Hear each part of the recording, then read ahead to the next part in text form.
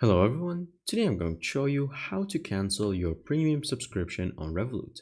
Make sure to watch the video until the end, not to miss any important details, like and subscribe.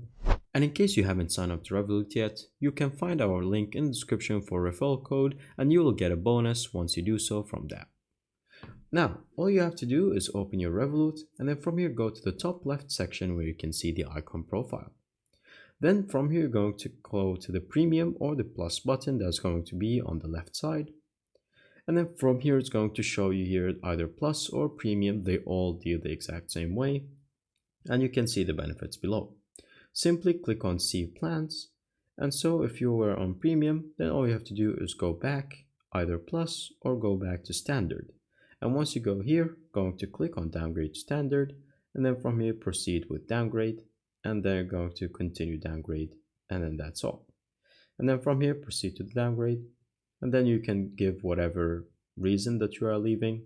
And so you're going to click on continue, and then from here, going to downgrade standard, and that's pretty much it.